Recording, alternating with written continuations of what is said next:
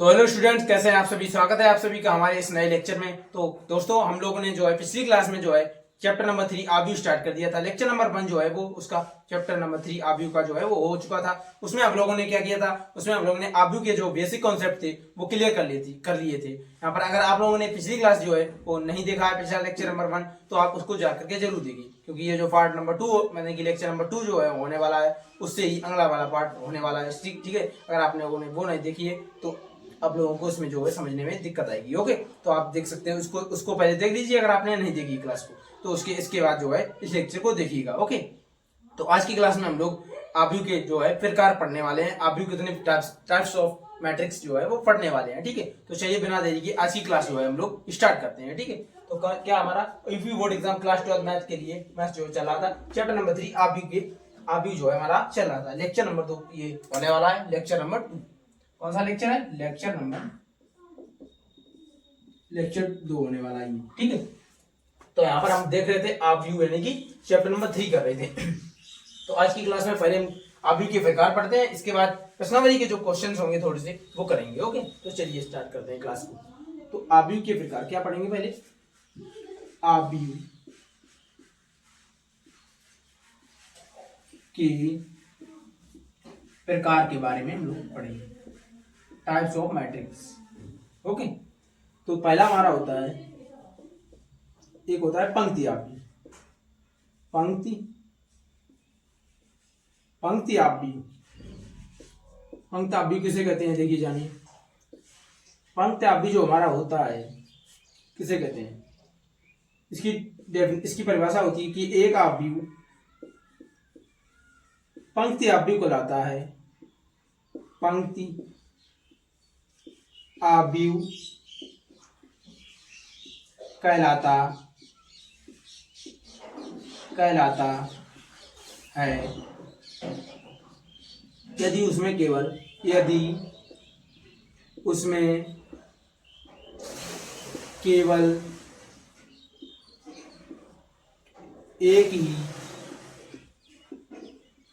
पंक्ति होती है।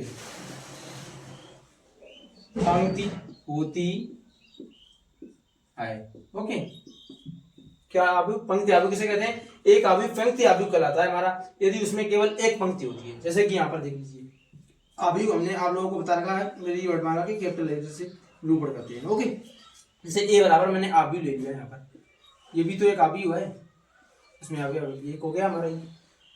इसमें क्या हो रहा हमसे कि पंक्ति एक होनी चाहिए। स्तंभ हमारे कितने भी हो चलेगा, लेकिन हमारी पंक्ति जो है वो एक होनी चाहिए, तो हमारा पंक्ति आव्यू है। इसमें देखिए पंक्ति कितनी है, ये हमारी पंक्ति होती है क्षैतिज, इधर क्षैतिज। मैंने आप लोगों को समझाया पिछले लेक्चर में, अगर आपने नहीं देखी तो जाकर के जरूर देखिएगा पिछली क्लास। ठीक है, तो ये हमारी R1 पंक्ति है। R1 क्या नाम देंगे, क्योंकि दूसरी है ही नहीं तो उसको R ही नाम दे। ये हमारा क्या है? कॉलम है। स्तंभ से हमें मतलब नहीं है, कॉलम मतलब कि स्तंभ से मतलब नहीं, कितने भी हो सकते हैं। ठीक है, मेन चीज है हमारी कि जो है पंक्ति हमारी अगर एक है तो हम कह देंगे कि हमारा ये पंक्ति आव्यू है। ओके, तो इसमें हमारी पंक्ति है तो ये हमारा एक बाई एक कोटि का है। एक पंक्ति एक कॉलम है तो एक बाई एक कोटि का हमारा ये पंक्ति आव्यू हो गया। ठीक है, और यहाँ पर और हमने एक और एग्जाम्पल ले लिया, जैसे कि यहाँ पर ले लिया हम लोगों ने 2 3 पंक्ति कितनी होनी चाहिए? एक पंक्ति होनी चाहिए। स्तंभ कितने भी हो चलेगा। ओके, तो ये हमारी पंक्ति क्या है?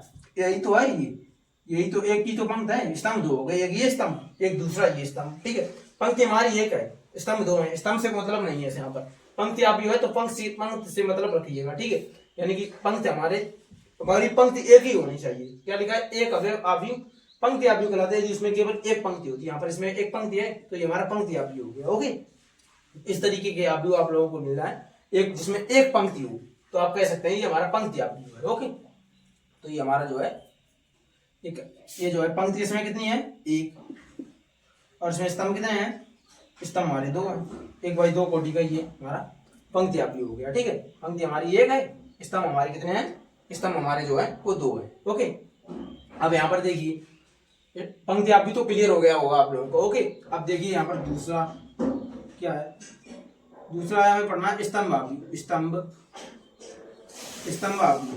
देखिए, अगर किसी साथी ने जो है यहाँ पर पहले कहीं पढ़ नहीं रखा है आव्यू को, तो आप लोगों को मैं ऐसे समझाऊंगा कि इसी क्लास में आप लोगों को बेहतरीन तरीके से क्लियर हो जाएगा। कॉपी पेन आप लोग लेकर के बैठिएगा, ओके, इनको नोट डाउन करते चलिएगा, ठीक है।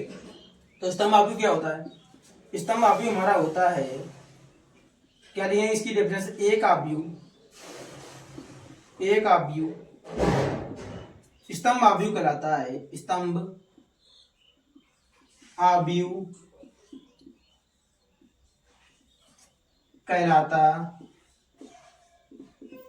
आव्यूह कहलाता है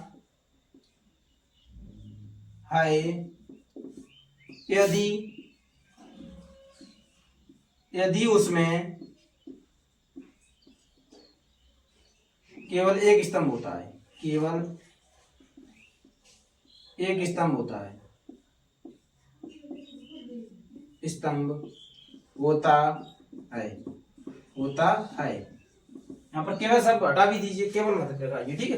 इतना ही रखिए कि एक आव्यूह पंक्ति आव्यूह कहलाता है यदि उसमें एक ही पंक्ति होती है। यहाँ पर ये रखिए, एक आव्यूह स्तंभ आव्यूह कहलाता है यदि उसमें एक स्तंभ होता है, ठीक है। यही रखिए, क्या रखिए कि स्तंभ आव्यूह क्या है हमारा, एक आव्यूह स्तंभ आव्यूह कहलाता है यदि उसमें केवल एक स्तंभ होता है। स्तंभ एक कोटि भी पंक्ति, स्तंभ एक होना चाहिए, पंक्ति से मतलब नहीं है, ठीक है। यहाँ पर क्योंकि हमारा स्तंभ अगर एक है, केवल बना रहने दीजिए या फिर मिटा दीजिए, आपको जो अच्छा लगे आप कर सकते हैं। यहाँ पर केवल लिख भी सकते हैं, नहीं लिख सकते हैं, ठीक है, चलेगा।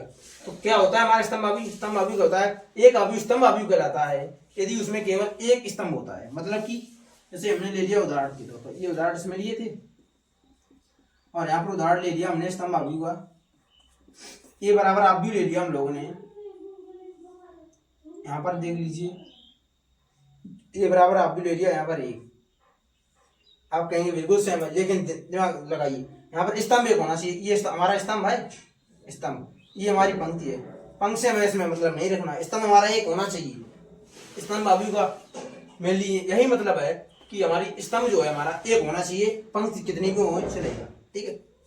तो ये हमारी केवल किस कोटि का हो गया, ये आव्यूह, एक पंक्ति है इसमें और एक स्तंभ है, एक भाई एक कोटि का स्तंभ आव्यूह हो गया, ठीक है। और यहाँ पर हमारा एक और उदाहरण हम लोग लिए दे रहे हैं, जैसे कि हमने कहा आप लोगों से स्तंभ आव्यूह मतलब कि स्तंभ एक होना चाहिए, पंक्ति कितनी भी हो चलेगा। जैसे कि यहाँ पर 2 3 1, ये आव्यूह ले लिया, इसमें स्तंभ कितने हैं, यही तो हमारा दिख रहा है स्तंभ, यही तो ऊर्ध्वाधर वाला स्तंभ ही होता है। और ये पंक्ति हमारी 1 2 3 हो गई, पंक्ति से हमें मतलब नहीं रखना, इसमें हमें केवल स्तंभ से मतलब रखना है। स्तंभ हमारा एक होना चाहिए, इसमें स्तंभ एक है, पंक्ति 3 है, 3 बाई 1 कोटि का, ये हमारा स्तंभ आव्यूह हो गया। पंक्ति 3 है, स्तंभ हमारा एक है, ओके। तो ये इसको स्तंभ आव्यूह कहते हैं, इसमें केवल और केवल एक ही स्तंभ हो, ठीक है, ध्यान रखिएगा आप लोग। अब इसको हम लोग इरेज किए जा रहे हैं, अब आगे देखते हैं आव्यूह के प्रकार के बारे में, इनको इरेज किए ले रहे हैं, आप लोग साथ साथ नोट डाउन करते चलिएगा, ओके।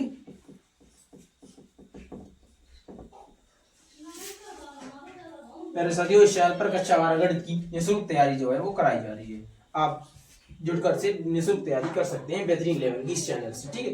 बोर्ड जरूर डिजिटल नहीं है, लेकिन आप लोगों की तैयारी जो है वो यहाँ पर बेहतरीन लेवल की कराई जाएगी, ठीक है। अभी मैं आप लोगों की जो है जैसे जैसे समय नजदीक आता जाएगा बोर्ड एग्जाम का, पहले तो सिलेबस हो जाएगा आप लोगों को, एक क्लास और सुबह सुबह मॉर्निंग में लगाया करूंगा, जिससे आप लोगों की एकदम शानदार सी प्रैक्टिस जो है वो हो सके, ठीक है। तो इधर देखिए, 2 आव्यूह के प्रकार हम लोगों ने पढ़ लिए थे। अब तीसरा क्या है, तीसरा है हमारा वर्ग आव्यूह में पढ़ रहा है, वर्ग आव्यूह, वर्ग आव्यूह, अरे वर्ग तो एक बार लिख दिया है, वर्ग आव्यूह पढ़ना है, वर्ग आव्यूह, ओके। क्या है वर्ग आव्यूह, तो देखिएगा वर्ग आव्यूह किसे कहते हैं, देखिएगा इसकी परिभाषा होती है, जिस लिख लीजिए इस प्रकार से कि यदि किसी आव्यूह में, यदि किसी ऐसे लिख सकते हैं, जिस, इस प्रकार से लिख दिया या फिर इस प्रकार से लिखिए, जिस आव्यूह में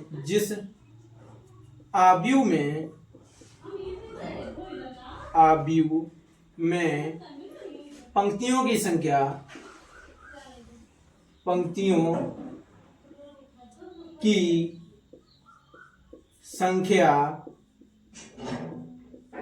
स्तंभों की संख्या के बराबर होती है, या फिर कहते हैं समान होते हैं, जिस आव्यूह में पंक्तियों की संख्या स्तंभों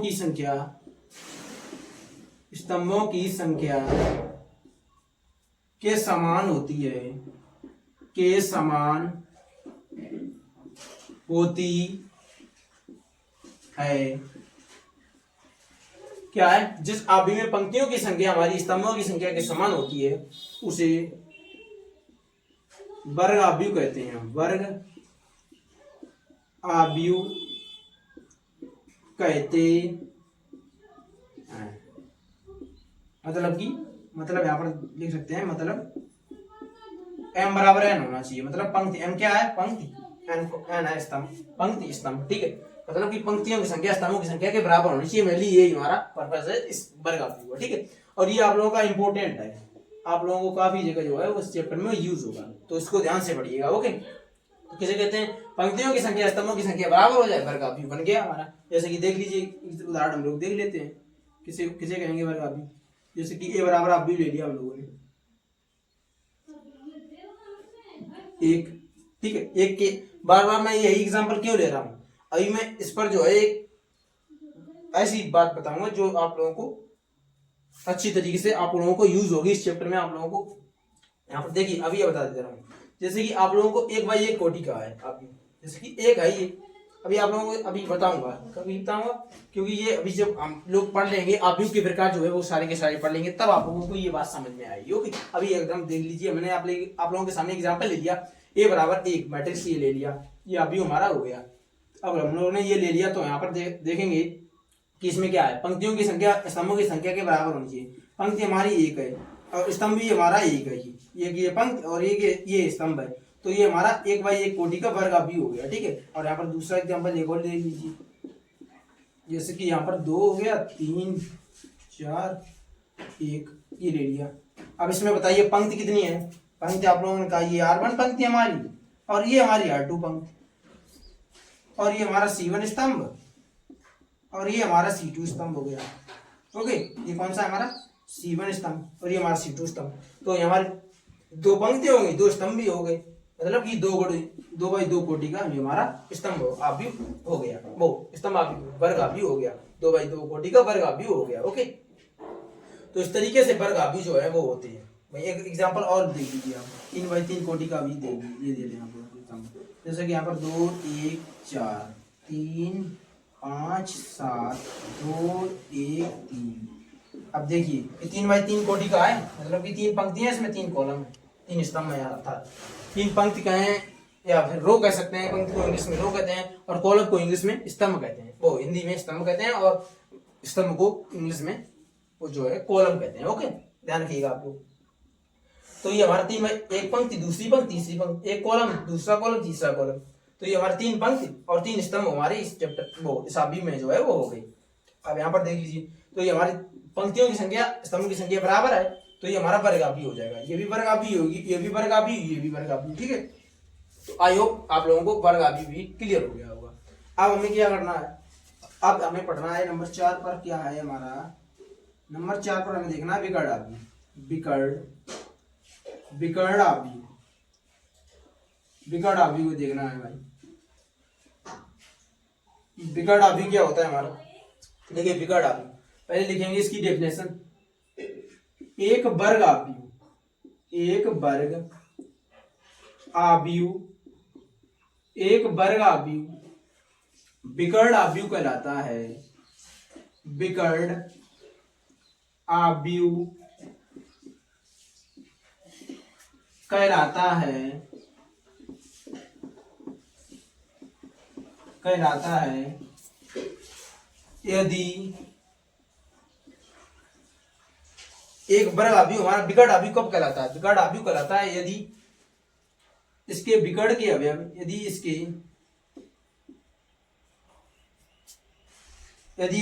विकर्ण के अवयव, नहीं इस प्रकार से लिखिए, विकर्ण आव्यूह क्या होता है? एक वर्ग आव्यूह विकर्ण आव्यूह कहलाता है यदि विकर्ण के अतिरिक्त, यदि विकर्ण के अतिरिक्त, यदि विकर्ण के अतिरिक्त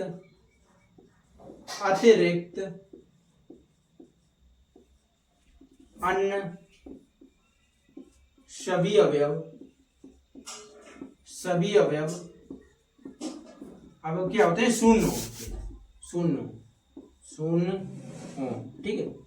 तो क्या होता है, विकर्ण अवयव किसे कहते हैं, एक वर्ग अवयव होना चाहिए, वर्ग अवयव हमारा होना चाहिए, मतलब एक वर्ग अवयव विकर्ण अवयव कहलाता है यदि विकर्ण के अतिरिक्त अन्य सभी अवयव शून्य होते हैं। मतलब विकर्ण के अवयव जो है वो शून्य नहीं होने चाहिए, बाकी के अवयव जो है वो शून्य हो, ठीक है, विकर्ण के शून्य अवयव ना हो। अब देखिए विकर्ण क्या होता है, भाई ये जानिए, पहले उदाहरण हम लोग ले रहे हैं, यहाँ पे बता देंगे आप लोगों को विकर्ण क्या होता है। जैसे हमने एक उदाहरण ले लिया ये, अब यहाँ पर देख लीजिए ये भी हमारा जो है ये विकर्ण अवयव होता है, क्यों होता है अभी आप लोगों को मैं समझा दूंगा। दूसरा एग्जांपल पहले देख लीजिए, ये आपको बाद में समझ आएगा। और इधर देखिए ए बराबर, ये एग्जांपल हम लोगों ने ले लिया 2 और नहीं रुक जाइए 2 0 और 0 3, जैसे कि ये हम लोगों ने ले लिया, ठीक है। क्या लिया, विकर्ण अवयव। देखिए इसमें क्या लिखा है परिभाषा, यदि विकर्ण के अतिरिक्त अन्य सभी अवयव शून्य, अन्य सभी अवयव शून्य होने चाहिए। विकर्ण, विकर्ण हमारा क्या होता है, ये विकर्ण होता है, ठीक है, ये आप भी में इसे विकर्ण कहते हैं, ठीक है। अगर आप लोगों को बोला जाए कि ये अगर मान लीजिए 2 यहाँ पर होता है, 3 इधर होता है, इधर यहाँ पर शून्य यहाँ पर शून्य होता है, तो ये हमारा अगर इस प्रकार से बनता जाएगा तो ये विकर्ण अवयव नहीं होता है, ठीक है। इतनी बात आप लोग याद रखिएगा। तो विकर्ण हमारा ये बनेगा, ठीक है, अवयव में इस तरीके सदैव ये विकर्ण होता है, ठीक है। और 3x3 कोटि का अगर अवयव आप लोगों को मिल जाए, जैसे कि यहाँ पर अवयव मिल जाए, ये 3x3 कोटि का मैं लिख रहा हूँ, 2 1 3 4 2 7 2 5 1, और नहीं ये नहीं, यहाँ पर 0 हो जाएगा, क्या होगा यहाँ पर, इधर देखिएगा यहाँ पर, तो इधर ये अवयव विकर्ण के मतलब कि विकर्ण के अतिरिक्त सभी शून्य होने चाहिए, ठीक है। दोबारा से लिखते हैं हम लोग, जैसे कि यहाँ पर 2 0 0 1 0 0 0 और यहाँ पर लिख दिया 0, यहाँ पर लिख दिया 3। विकर्ण, ये हमारा विकर्ण हो गया। विकर्ण के अवयव जो हैं वो हमारे शून्य नहीं होने चाहिए, यदि विकर्ण के अतिरिक्त अन्य सभी अवयव शून्य, विकर्ण के अवयव शून्य नहीं होने चाहिए, ठीक है। ध्यान से देखिए, विकर्ण के अवयव जो है हमारे वो शून्य नहीं होने चाहिए, अन्य सभी अवयव जो है वो शून्य, ओके। तो ये हमारा विकर्ण होता है। अभी आप लोगों को इधर देख लीजिए विकर्ण अवयव के बारे में थोड़ी, ये हमारा विकर्ण अवयव है, ठीक है। आप लोग अभी याद रखिएगा इसको, मैं अभी एक्सप्लेन करूंगा आप लोगों को, आप लोगों को जो है वो एक्सप्लेन करूंगा इसको अभी हम। अब इधर देख लीजिए, जैसे कि मान लीजिए मैंने एक अवयव ले लिया यहाँ पर, ये है हमारा अवयव 0 0 2 3 नहीं, यहाँ पर 0, यहाँ पर 1, यहाँ पर 0, यहाँ पर 3, यहाँ पर 0, यहाँ पर 0। आप लोगों से मैंने पूछ दिया, क्वेश्चन कर दिया आप लोगों से कि बताइए ये हमारा विकर्ण अवयव है या नहीं है, बताइए। आप लोगों ने कह दिया है कि सर जी यहाँ पर देख लीजिए ये विकर्ण मिल रहा है, तो मैंने आप लोगों को बता रखा है यहाँ पर कि ये हमारा विकर्ण जो है वो नहीं माना जाता है, विकर्ण नहीं है ये क्या है, विकर्ण नहीं है, ठीक है, ये हमारा विकर्ण नहीं है। तो इस तरीके का अगर अवयव लिखा मिल जाए आप लोगों को तो ये विकर्ण अवयव नहीं होगा, विकर्ण हमारा ये मान होता है यहाँ पर, इधर ये विकर्ण होता है, ओके। इतनी बात आप लोग याद रखिएगा, वरना आप लोग कंफ्यूज हो सकते हैं इसमें यहाँ पर। अब देखिए विकर्ण अवयव तक तो हमारा क्लियर हो गया, इतना तो हमारा क्लियर हो गया। अब आगे देखिए, इसको रेज किए ले रहे हैं, पहले साथ साथ नोट डाउन करते चलिएगा आप लोग, ठीक है, नोट डाउन साथ साथ करते चलिएगा। तो उसके बाद हमें मेनली अवयव के जो प्रकार हैं उसमें कितने और पढ़ने हैं, अवयव के प्रकार जो है हमारे 3 और रह गए हैं, उनको क्लियर कर लेते हैं हम लोग, और इसके बाद जो है क्वेश्चन को सॉल्व करते हैं, तो देखिए अवयव के प्रकार हम लोग पढ़ रहे थे। तो यहाँ पर देखिए अवयव का 5वें नंबर पर हमें पढ़ना है अदिश अवयव पढ़ना है, अदिश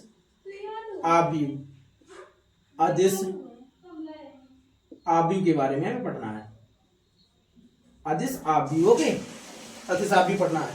अदिश अवयव क्या होता है, तो देखिए एक विकर्ण अवयव होना चाहिए, विकर्ण अवयव अदिश अवयव कहलाता है, अदिश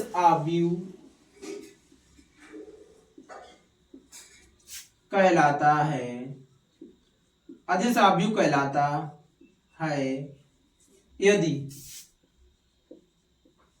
यदि इसके विकर्ण के अवयव, विकर्ण किसके, विकर्ण आव्यूह के, एक विकर्ण आव्यूह अदिश आव्यूह कहलाता है यदि इसके विकर्ण के अवयव, विकर्ण के अवयव समान हो, समान होते हैं। अवयव जो है विकर्ण के क्या होते हैं, समान होते हैं, समान होते हैं। ओके, एक विकर्ण आव्यूह, एक विकर्ण आव्यूह अदिश आव्यूह कहलाता है। ओके, क्या कहलाता है, अदिश आव्यूह कहलाता है यदि इसके विकर्ण के अवयव समान होते हैं। मतलब कि जैसे देख लीजिए उदाहरण, यहां पर देख लीजिए, अब ये मैं इसमें भी एग्जांपल ये लिखे दे रहा हूं, यहां पर भी क्यों लिखे दे रहा हूं, अब इसका तो एक्सप्लेन बाद में ही होगा जब मैं आव्यूह के सारे प्रकार जो है आप लोगों को पढ़ा दूंगा। अब दूसरा एग्जांपल देखिए, दूसरे से क्लियर होगा। ठीक है, अब इधर देख लीजिए क्या है कि विकर्ण के अवयव समान हो। विकर्ण हमारा क्या हो जाएगा, विकर्ण 2 2 2, विकर्ण के अवयव हमारे समान हो गए। ये हमारा विकर्ण है, ये तो विकर्ण होता है, ये जो गया ये विकर्ण हमारा होता है, तो विकर्ण के अवयव समान है, मतलब ये भी दो समान, एक ही जैसे रूप के, एक ही रूप के है। ठीक है, तो ये हमारा क्या हो गया, अदिश आव्यूह हो गया, 3x3 कोटि का, 3x3 कोटि का ये अदिश आव्यूह। ओके, और एक और देख लीजिए एग्जांपल इसका, यहाँ पर जैसे यहाँ पर दो मत लीजिए, इस बार 1 ले लिया, 0 ले लिया, और हमने 0 ले लिया, यहाँ पर 1 ले लिया। ओके, ये ले लिया। अब बताइए ये अदिश आव्यूह है या फिर नहीं है। तो आप लोगों ने कहा विकर्ण के अवयव क्या हुए इसमें, एक तो पहली कंडीशन क्या है, विकर्ण आव्यूह होना चाहिए, विकर्ण आव्यूह तो है हमारा, विकर्ण के अतिरिक्त हम सभी शून्य हैं। अब दूसरी कंडीशन क्या है, विकर्ण के अवयव जो है समान होने चाहिए, तो हमारे समान भी है, तो इसका मतलब हमारा अदिश आव्यूह जो है ये वो हो जाएगा। ठीक है प्यारे साथियों, अदिश आव्यूह जो है हमारा हो जाएगा। अब इधर देख लीजिए, तो अदिश आव्यूह को भी आप लोगों को आई होप क्लियर हो गया होगा। अब देखिए, अब आगे क्या है, आगे में पढ़ना है नंबर 6 पर, क्या पढ़ना है, नंबर 6 पर है हमारा तत्समक आव्यूह, तत्समक आव्यूह, तत्समक आव्यूह, तत्समक आव्यूह। ठीक है, तत्समक आव्यूह, इसको इकाई आव्यूह भी कहते हैं। ठीक है, तो इसकी परिभाषा क्या है, इसकी हमारी परिभाषा है कि एक वर्ग आव्यूह, एक वर्ग आव्यूह तत्समक आव्यूह कहलाता है, तत्समक, तत्समक आव्यूह, आव्यूह कहलाता है, कहलाता है, कहलाता है यदि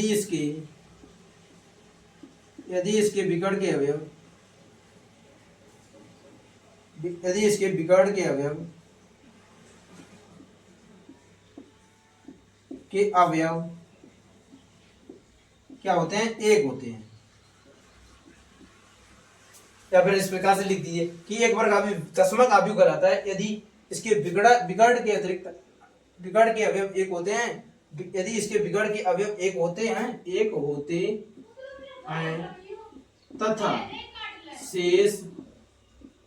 तथा शेष अन्य सभी अवयव, अन्य सभी अवयव क्या होते हैं, अवयव शून्य होते हैं, शून्य होते हैं। तो ये इसकी डेफिनेशन हो जाएगी तत्समक आव्यूह। एक वर्ग आव्यूह तत्समक आव्यूह कहलाता है, तत्समक यदि इसके विकर्ण के अवयव जो हैं एक होते हैं, विकर्ण के अवयव एक होते हैं तथा शेष अन्य सभी अवयव शून्य होते हैं। अन्य सभी जो है हमारे विकर्ण के अतिरिक्त विकर्ण के अवयव एक ही होने चाहिए। ठीक है, जिस प्रकार से इसको हम क्या कह सकते हैं, तत्समक आव्यूह कह सकते हैं, क्योंकि इसके विकर्ण के अवयव एक है, ये भी एक, ये भी एक। ठीक है, तो हमारा अन्य सभी अवयव शून्य होने चाहिए। तो एग्जाम्पल इसमें भी देख लीजिए, अब इसमें ये इसमें भी चलेगा। ये काफी इंपॉर्टेंट बात होने वाली है, अभी आप लोगों को बताऊंगा मैं। अब क्यों लिख रहा हूं इसको, ये क्यों बार बार इसको ही लिख रहा हूं पहले। अब देखिए यहाँ पर, और एक और एग्जाम्पल ये ले रहे हैं हम लोग उसमें समझने के लिए। ये क्या हो जाएगा हमारा तत्समक आव्यूह, जैसे कि आप लोग समझ लीजिए, जैसे कि 1 0 0 0 1 0 0 0 1 हम लोगों ने ले लिया, तो इसके विकर्ण के अवयव एक होने चाहिए, एक है बिल्कुल, देख लीजिए विकर्ण, यही तो हमारा क्या है विकर्ण के अवयव एक है, बिल्कुल एक है, तो ये हमारा क्या हो गया, तत्समक अवयव हो गया। ओके, विकर्ण के अवयव हमारे क्या है, एक है। अब ये 3 × 3 कोटि का है, 3 × 3 कोटि का, और ये 1 × 1 कोटि का है। ओके, इसी प्रकार से ये 1 × 1 कोटि का, इसी प्रकार 3 × 3 कोटि का, ये हमारा है 2 × 2 कोटि का, 2 × 2 कोटि का। ओके, अब एक और एग्जांपल देख लीजिए इसमें, इसके बाद हम लोग अपना अगला अवयव जो है वो क्लियर करेंगे। अब यहाँ पर देख लीजिए, जैसे हमने लिख दिया, यहाँ पर क्या लिख दिया हमने, 1 0 0 1, ये बिल्कुल यही लिखा, तो ये सेम लिख दिया, तो ये हमारा विकर्ण हो गया, विकर्ण के अवयव एक हो गए, अन्य सभी से सभी अवयव जो है वो हमारे शून्य हो गए। तो हमारा ये जो था वो क्या हो गया, ये देख लीजिए तत्समक अवयव हो गया। यही परिभाषा है तत्समक अवयव की, एक वर्ग अवयव हमारा तत्समक अवयव कहलाता है यदि इसके विकर्ण के अवयव एक होते हैं तथा शेष अन्य सभी अवयव शून्य होते हैं। ओके, तो आइयो आप लोगों को जो आप यहाँ तक क्लियर हो गया होगा तत्समक अवयव तक। अब आगे देखते हैं, चलिए हम लोग रेस कर लेते हैं इसको, इसके बाद हम लोग आगे जो है वो देखते हैं। मेनली हम लोगों को दोस्तों एक और अवयव का प्रकार पढ़ना है, रह गया हम लोगों का। इसके बाद जो है हम लोग क्वेश्चन पर आएंगे, प्रश्नावली 3.1। ओके, अगर आप लोगों को कोई डाउट हो किसी प्रकार का इसी क्वेश्चन का, तो आप कमेंट बॉक्स खुला है, उसमें पूछ सकते हैं। तो साथियों हमें से अब 7वें नंबर पर हमारा आया अवयव का प्रकार कौन सा, शून्य अवयव, शून्य अवयव। ओके, शून्य अवयव पढ़ना है हमें। शून्य अवयव की डेफिनेशन हमारी क्या होती है, लिखेंगे इसकी डेफिनेशन, एक अवयव शून्य अवयव कहलाता है, शून्य अवयव कहलाता है, शून्य अवयव कहलाता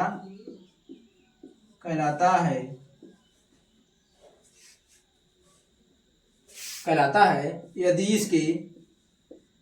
इसके सभी अवयव शून्य होते हैं, सभी अवयव शून्य होते हैं। क्या होते हैं, शून्य होते हैं, सारे के सारे। अगर किसी अवयव के अवयव शून्य हो तो ये हमारा शून्य अवयव, एक अवयव शून्य अवयव कहलाता है यदि इसके सभी अवयव जो है हमारे शून्य होते हैं। जैसे कि एग्जाम्पल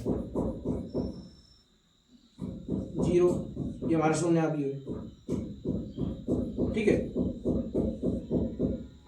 ये ले लिया एक, ठीक है, और इसको ये बराबर मान लीजिए इसको भी। ओके, और ये हमने ले लिया यहाँ पर एक और एग्जांपल, जैसे कि 0 0 0 0 0 0, इस तरीके से, ठीक है, ये हमारा ये भी शून्य अवयव है, ठीक है। और इधर और देख लीजिए एग्जांपल इसकी, ये भी हमारा शून्य अवयव है, 0 0 0, ये भी हमारा शून्य अवयव। मतलब सारे के सारे अवयव जिस अवयव के शून्य हो वो शून्य अवयव होता है। इसका नाम जो है इसे रिक्त अवयव कहते हैं, रिक्त अवयव कहते हैं। एक अवयव शून्य अवयव कहलाता है यदि इसके अवयव सभी अवयव शून्य, इसको जो है हम लोग क्या कहते हैं, रिक्त अवयव भी कहते हैं। एक बात याद रखिएगा, ठीक है। अब हमारा जो मैंने इससे पहले आप लोगों को तत्समक अवयव पढ़ाया है, उसमें जो है आप लोगों को एक नोट और लिख लेना है, नोट करके। तत्समक अवयव को आई से व्यक्त करते हैं, अवयव को आई से व्यक्त करते हैं, ठीक है, व्यक्त करते हैं। और ये हमारा तत्समक अवयव जो होता है इसको इकाई अवयव भी कहते हैं। ओके, इतनी बात आप लोगों के, इसको इकाई अवयव कहते हैं और इसको आई से व्यक्त करते हैं। इतनी बात आप लोग नोट डाउन और कर लेना उसी में, तत्समक अवयव, ठीक है। तो अवयव के प्रकार जो है आप लोगों को क्लियर हो गए होंगे। अभी तक आप लोगों को समझा दिया मैंने आप लोगों को, अवयव के जो प्रकार हैं वो आप लोगों को बिल्कुल एकदम तरीके से क्लियर हो गए। अब हम लोग क्वेश्चन की तरफ जो है वो चलते हैं। तो क्वेश्चन हमारे 3.1 के क्वेश्चन नंबर जो 1 था वो हमारा कंप्लीट हो गया था पिछली क्लास में। जिस साथी ने नहीं देखा है वो जा करके पिछली क्लास जो है वो जरूर देखें, क्योंकि यहाँ पर पिछली क्लास से आगे का ही पढ़ाया जा रहा है। अब देखिए, अगर मैं पिछली क्लास का बार बार वही पढ़ाता रहूंगा तो फिर सिलेबस कब कंप्लीट होगा भाई वो। अब देखिए हमारा दूसरा क्वेश्चन है, दूसरा क्वेश्चन प्रश्नावली 3.1 का। प्रश्नावली कौन सी है हमारी, 3.1। ओके, प्रश्नावली 3.1 हम लोगों की चल रही है। तो दूसरा क्वेश्चन पहले साथियों पढ़िएगा आप लोग। कह रहा है हमसे, यदि किसी अवयव में 24 अवयव हैं तो इसकी संभव कोटियां क्या हैं, यदि इसमें 13 अवयव हों तो कोटियां क्या होगी।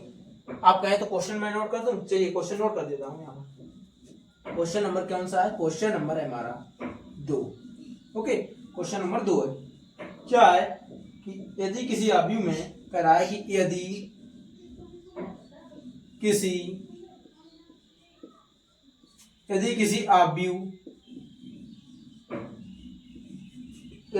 आव्यूह में 24 अवयव हैं, में 24 अवयव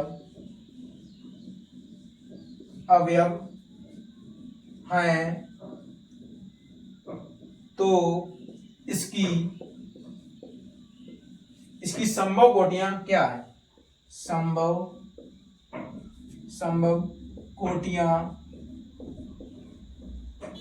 कोटियां क्या है? ठीक है, ये हमसे पूछ रहा है क्या है। यदि इसी में कह रहा है यदि 13 अवयव हों, 13 अवयव, यदि 13 अवयव हों तो कोटियां क्या है? तो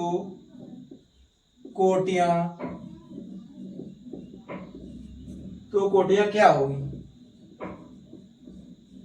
ठीक है, 2 कंडीशन में पूछ रहा है हमसे कोटियां।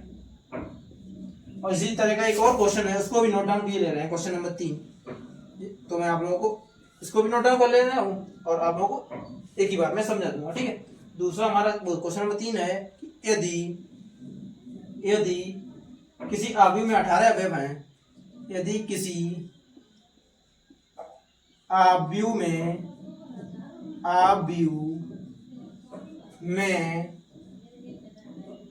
18 अवयव हैं,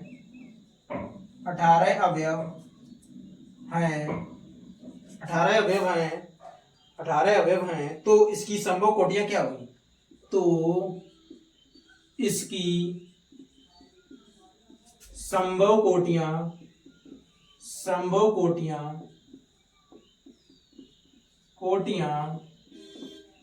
क्या होगी?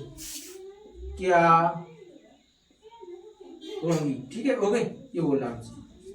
और क्या है वहीं आगे कह रहा है उसी की तरह इसमें भी, यदि 5 अवयव है तो क्या होगा? यदि 5 अवयव हैं तो क्या होगा? मतलब तो कोटियां क्या होगी? तो क्या होगा, ये लिखा है, तो क्या होगा भाई? कोटियां ज्ञात करेंगे, क्या होगा ये देखते हैं। क्वेश्चन नंबर 2 है, क्या यदि किसी आव्यूह में 24 अवयव हैं, ठीक है, तो इसकी संभव कोटियां क्या है? 24 अवयव आव्यूह में कब हो सकते हैं? देखिए, या तो हमारी एक पंक्ति हो सकती है, इसका हल देखिए, एक नंबर में आ सकते हैं इस तरीके के क्वेश्चन, ठीक है, या फिर ऑब्जेक्टिव टाइप में आ जाएगा, मतलब कि एमसीक्यू टाइप में, या फिर सब्जेक्ट में आ जाएगा, एक ही नंबर के आएगा मेरे लिए। तो देखिए 24 अवयव होने के लिए या तो एक हमारी पंक्ति हो सकती है, एक पंक्ति हो सकती है, और 24 हमारे स्तंभ हो सकते हैं। ओके, या फिर इसका उल्टा हो सकता है, क्या हो सकता है? 24 पंक्ति हो सकती हैं, एक स्तंभ हो सकता है, और क्या है, 2 पंक्ति हो सकती हैं, 12 स्तंभ हो सकते हैं हमारे, और इसका उल्टा हो सकता है, 12 पंक्ति हो सकती हैं, 2 स्तंभ हो सकते हैं। यही तो हो सकता है, 2 पंक्ति या फिर 12 स्तंभ, या फिर हो सकते हैं 12 पंक्ति 2 स्तंभ। पहले पंक्ति तो आती है, एम गुणन मैंने आप लोगों को लिखवाया था कि पहले एम गुणन पहले पंक्ति होती है और बाद में स्तंभ होता है। ठीक है, अब 24 इतने हो गए 4, ये 4 संभव कोटियां होंगी, अभी और बन जाएंगी, इसकी क्या बनेंगी? 2। अब हमारी 2 से नहीं बनेंगी, अब हमारी बनेंगी 3 गुणे 8, मतलब कि 3 का मल्टीप्लाई 8 में करेंगे, मतलब कि भैया भाई आना चाहिए 24, ये हमारी 24, इसकी संभव कोटियां ज्ञात कर रहे हैं हम लोग। ठीक है, अब इसका उल्टा हो जाएगा, 8 मल्टीप्लाई 3, 24 आ रहा है, 24 और पंक्ति हमारी 8 ले ली हमने, और स्तंभ हमारा 3 हो गया मान लीजिए। ओके, अब यहाँ पर क्या 6, यहाँ पर इस तरह से 4 मल्टीप्लाई 6 और 6 मल्टीप्लाई 4, इसका उल्टा, इसका मल्टीप्लाई करेंगे तब भी 24 आएगा, इसका मल्टीप्लाई करेंगे तब भी 24 आएगा। तो हमारी, आप इनके अलावा अगर आप किसी का मल्टीप्लाई करेंगे तो 24 जो है वो नहीं आएगा। ठीक है, 4 का 6 में मल्टीप्लाई 24, और इसका उल्टा भी कर दिया, 4 पंक्ति हो सकती हैं, 6 स्तंभ हो सकते हैं, 6 पंक्तियां हो सकती हैं, 4 स्तंभ हो सकते हैं। तो ये हमारी मेनली कितनी कोटियां बनकर तैयार हो जाएंगी? देखिए 1 2 3 4 5 6 7 8, तो 8 कोटियां संभव है, 8 कोटियां हमारी जो है वो संभव है इसकी। ओके, अब इधर देखिए, इसने बोल दिया कि अवयव कितने हैं 5, ये अवयव इसमें 24 थे, अवयव अगर 5 हो जाए, कहाँ अब 5 देखिए क्या है 5 नहीं, यदि 13 अवयव हो तो कोटियां क्या होगी, अवयव कितने हैं हमारे 13, अब अवयव बराबर 13, अब इसमें क्या है, या तो हमारी एक पंक्ति हो सकती है, 13 स्तंभ हो सकते हैं, या फिर उसका उल्टा कर दीजिए, 13 पंक्ति हो सकती है, एक स्तंभ होता है, इनके अलावा और कोई नहीं बनेगी इसकी कोटियां। तो ये हमारा क्या बन गया, इसकी 2 संभव कोटियां बन गई, 2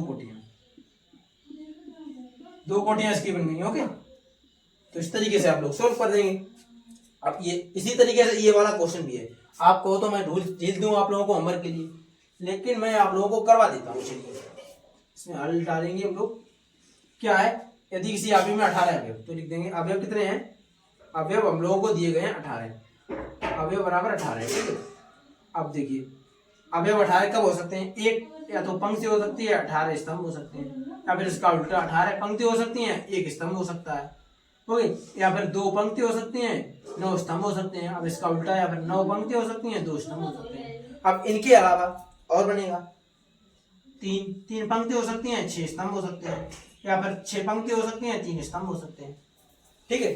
गुणा करने मल्टीप्लाई करने पर कोटि का भाई अवयव अवयव आना चाहिए, यहाँ पर 18 9 दिन 18 आ रहा है, यहाँ पर भी 18 है।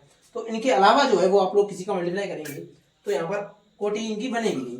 अब यहाँ पर इतनी कोटियां संभव हो गई यहाँ पर, ठीक है। तो कितनी हो गई, 1 2 3 4 5 6, तो इसकी कोटियां हो गई हमारी, कोटियां लिख देंगे, कोटियां संभव कोटियां कितनी हो गई, 6 हो गई इसकी, ओके 6 हो गई हमारी संभव कोटियां इसकी।